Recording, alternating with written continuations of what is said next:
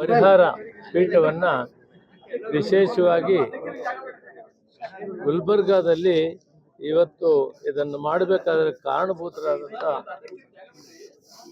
ಮಾಜಿ ಮುಖ್ಯಮಂತ್ರಿಗಳಂತ ಧರ್ಮಸಿಂಗ್ ಜಿ ಅವರು ಹಾಗೂ ಮಲ್ಲಿಕಾರ್ಜುನ್ ಖರ್ಗೆ ಅವರು ಇದಕ್ಕೆ ಕಾರಣಭೂತರಾಗಿದ್ದಾರೆ. ಯಾವ ರೀತಿ ಅವರು 371 ಜೆಗೆ ಹೋರಾಟ ಮಾಡಿ ಕೇಂದ್ರದಲ್ಲಿ UPA ಸರ್ಕಾರ ಇದ್ದಾಗ ಮನಮೋಹನ್ ಸಿಂಗ್ ಅವರು ಪ್ರಧಾನಮಂತ್ರಿ, ಮೇಡಮ್ ಸೋನಿಯಾ ಗಾಂಧಿ ಚೇರ್ಪರ್ಸನ್ ಇದ್ದರು, ಕಾಂಗ್ರೆಸ್ ಪಾರ್ಲಿಮೆಂಟರಿ ಪಾರ್ಟಿ, ಇವರು ಒಂದು ಡೆಲಿಗೇಷನ್ ಮಾಡಿ, ನಾನು ಕೂಡ ಅಲ್ಲಿ ಕೇಂದ್ರದಲ್ಲಿ ಮಂತ್ರಿ ಇದ್ದೆ, ಸನ್ಮಾನ್ಯ ಧರ್ಮಸಿಂಗ್ ಸಾಹೇಬರು ಖರ್ಗೆ ಸಾಹೇಬರು ಒಟ್ಟಿಗೆ ಒಂದು ಡೆಲಿಗೇಷನ್ ಪಾರ್ಲಿಮೆಂಟ್ ಮೆಂಬರ್ಸ್ ಮಾಡಿ ಇದನ್ನು 371 ಜೆ ಮಾಡಲಿಕ್ಕೆ ಕಾರಣಭೂತರಾಗಿದ್ದು UPA ಸರ್ಕಾರ, ಕಾಂಗ್ರೆಸ್ ಸರ್ಕಾರ ಅನ್ನೋದನ್ನು ಹೇಳಕ್ಕೆ ಇಷ್ಟಪಡ್ತೀನಿ. ಈ ಭಾಗದ ಜನರಿಗೆ ಅತಿ ಹಿಂದುಳಿದಂಥ ಜಾಗವಾಗಿದ್ದಂಥ ಕಲ್ಯಾಣ ಕರ್ನಾಟಕದಲ್ಲಿ ಸಮಗ್ರ ಅಭಿವೃದ್ಧಿ ಆಗಬೇಕು ಅಂತೇಳಿ ಒಂದು ಹೊಸ ಕಾರ್ಯಕ್ರಮವನ್ನು ಮಾಡಿ ಸಾಕಷ್ಟು ಜನಕ್ಕೆ ಅಭಿವೃದ್ಧಿ ಜೊತೆಗೆ ನೌಕರಿ ಕೂಡ ಅದನ್ನು ವಿಶೇಷವಾಗಿ ಕೊಡುವಂಥದ್ದು.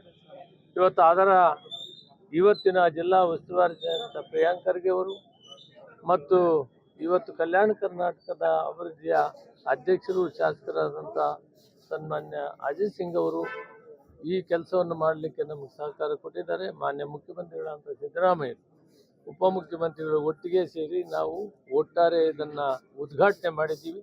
ಇವತ್ತು ಈ ಕೋರ್ಟನ್ನು ವಿಸಿಟ್ ಮಾಡೋಕ್ಕೆ ಬಂದಿದ್ದೀವಿ. ನಾವು ಪ್ರಿಯಾಂಕ್ ಖರ್ಗೆ ಮತ್ತು ಅಜಯ್ ಸಿಂಗ್ ಅವರು, ಎಲ್ಲ ಗ್ರಾಹಕರ ರಾಜ್ಯದ ಮುಖಂಡರು ಕೂಡ ನಮ್ಮ ಜೊತೆಯಲ್ಲಿದ್ದಾರೆ. ಇದು ಒಂದು ಇತಿಹಾಸ.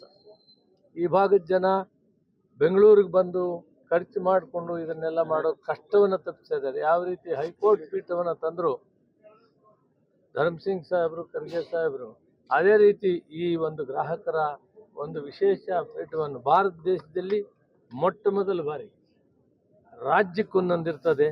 ವಿಶೇಷವಾಗಿ ಈ ಕಲ್ಯಾಣ ಕರ್ನಾಟಕಕ್ಕೆ ಭಾರತ ದೇಶದಲ್ಲಿ ಮೊಟ್ಟ ಮೊದಲು ಒಂದು ವಿಶೇಷವಾದ ಪೀಠ ಆಗಿದೆ. ಇದನ್ನು ಸದುಪಯೋಗ ಮಾಡಿಕೊಳ್ಳಿ, ಜನರಿಗೆ ಒಳ್ಳೆಯದಾಗಲಿ ಅಂತೇಳಿ ಇದನ್ನು ಮಾಡಿದವರನ್ನು ನೆನೆಸುತ್ತಾ ಅವರಿಗೆ ಧನ್ಯವಾದಗಳನ್ನು ತಿಳಿಸ್ತಾ ಮುಂದೆ ನಡೆಸ್ಕೊಂಡು ಹೋಗ್ಬೇಕಾದ್ರೆ ಪ್ರಿಯಾಂಕ್ ಖರ್ಗೆ ಮತ್ತು ಅಜಯ್ ಅವರು ಈ ಕೆಲಸಗಳನ್ನು ಮಾಡಲಿ ಅಂತ ಅವ್ರಿಗೂ ಕೂಡ ಆಶೀರ್ವಾದ ಮಾಡ್ತಾರೆ. ಅರ್ಹರಿದ್ದಾರೆ, ಅವ್ರಿಗೇನು ತೊಂದರೆ ಇಲ್ಲ. ಇನ್ನೂ ಅರ್ಹರಿದ್ದರೆ ಅವ್ರಿಗೂ ಮತ್ತೆ ಕೊಡ್ತೀವಿ.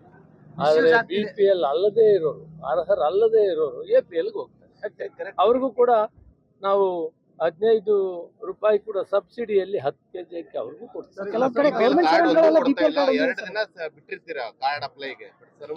ಒಂದು ತಿಂಗಳು ಸುಧಾರಿಸಬೇಕು. ಕಂಪ್ಲೀಟ್ ಸರ್ವರ್ ಫುಲ್ ಟೈಮ್ ಕೆಲಸ ಮಾಡ್ತದೆ. ಅದರದ್ದು ವೈಜ್ಞಾನಿಕವಾಗಿ ಸ್ವಲ್ಪ ತೊಂದರೆ ಇತ್ತು. ಈಗ 2 ಜಿಲ್ಲೆಯಲ್ಲಿ ಕೊಟ್ಟಿದ್ದೀವಿ.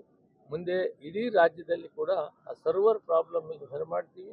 ಹೊಸ ಕಾರ್ಡ್ಗಳು ಜೆನ್ಯೂನ್ ಇರೋರು ಯಾರು BPL ಒಳಗಡೆ ಬರ್ತಾರೆ ಅವರೆಲ್ಲರಿಗೂ ಕೊಡ್ತೇವೆ.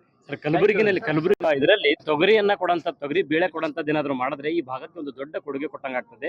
ಇಲ್ಲಿ ಭಾಗದ ರೈತರಿಗೂ ಅನುಕೂಲ ಆಗ್ತದೆ. ಇದು ಇನ್ನೂ ನಾವು ತೀರ್ಮಾನ ತೆಗೆದುಕೊಂಡಿಲ್ಲ. ತಾವು ಹೇಳೋದು ಕರೆಕ್ಟ್. ತೊಗರಿ ಬೆಳೆಯುವಂಥ ನಾಡು ಇದು. ಅದನ್ನು ನಾವು ಸರ್ಕಾರ ತೆಗೆದುಕೊಂಡು ಅದನ್ನು ಉಪಯೋಗ ಮಾಡೋದ್ರಿಂದ ಇಲ್ಲಿ ಒಳ್ಳೆಯ ಬೆಲೆಯನ್ನು ಇಲ್ಲಿನ ರೈತರಿಗೆ ಸಿಕ್ಕುವಂಥದ್ದಿದೆ. ಇದ್ರ ಬಗ್ಗೆ ನಾವು ತೀರ್ಮಾನ ಇನ್ನು ತೆಗೆದುಕೊಂಡಿಲ್ಲ, ಮುಂದೆ ಯೋಚನೆ ಮಾಡಿ. Thank you very much.